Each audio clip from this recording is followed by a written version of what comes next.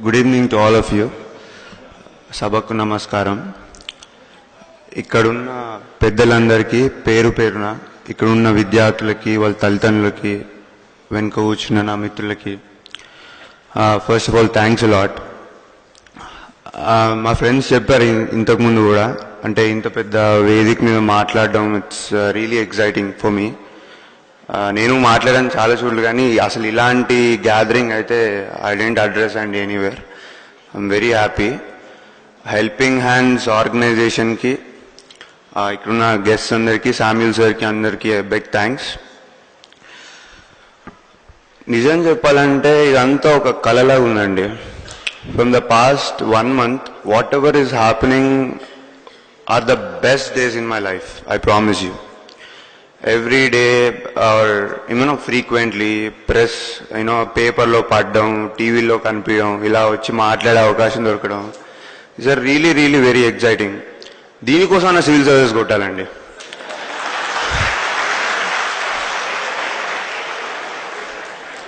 నాకు బహుశా ఇవి అంటే రోజు కళ్ళు వస్తుంటాయండి. ఇలా మాట్లాడిన రోజులు నాకు నిద్రలో I will get this memories.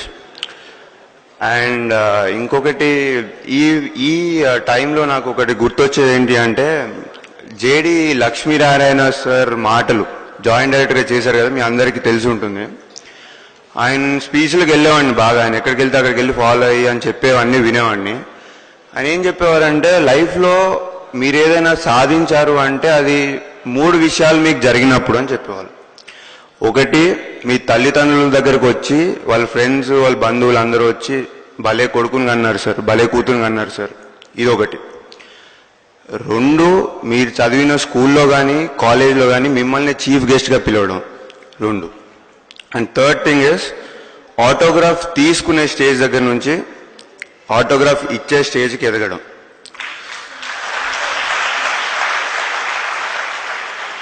Civil services దయ వల్ల నాకు మొదటి 2 పూర్తయ్యాయండి. 3వది ఇంకా ఆటోగ్రాఫ్లు. మీలో ఎవరన్నా అడిగితే ఇవ్వకుండా ఉండను, ఖచ్చితంగా ఇస్తాను. కానీ నాకు తెలిసి దానికి ఇంకొంచెం టైం ఉందండి, ఎందుకంటే నేను లైఫ్లో ఇంకా చేయాల్సింది చాలా ఉంది. I just consider this as the beginning of the second innings of my life. నేను నిజంగా గొప్పవాడిని ఎప్పుడైతానంటే, నా మీద ఏ బాధ్యతలు అయితే, ఏ రెస్పాన్సిబిలిటీస్ ఎక్స్పెక్ట్ చేసి గవర్నమెంట్ నాకు ఉద్యోగం ఇచ్చిందో అది నెరవేర్చిన రోజు, ప్రజలకి ఉపయోగపడిన రోజు.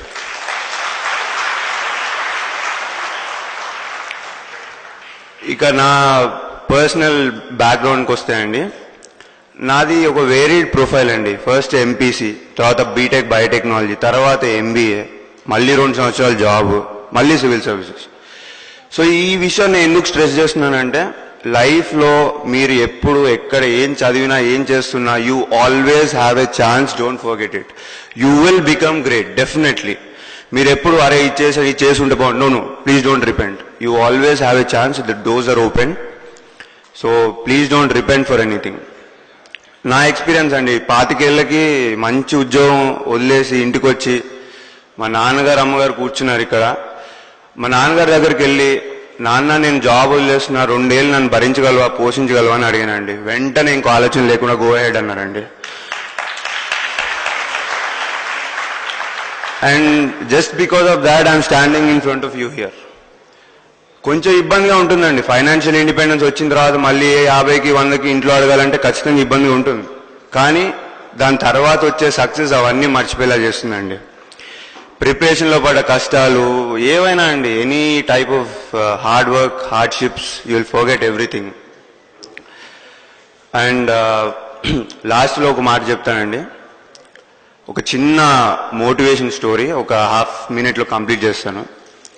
ఒక సెయింట్ ఉంటాడు, అతనికి ఫ్యూ డిసైపుల్స్ ఉంటారు, ఆస్ట్రోనమీ నేర్పుతుంటాడు వాళ్ళందరికీ.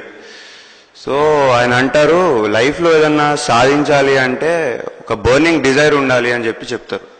అంటే ఒక క్యూరియస్ స్టూడెంట్ నాలాగా, మనలాగా వెళ్ళి, గురుగారు బర్నింగ్ డిజైర్ అంటున్నారు, అంటే ఏంటి నాకు అర్థం కాలేదు.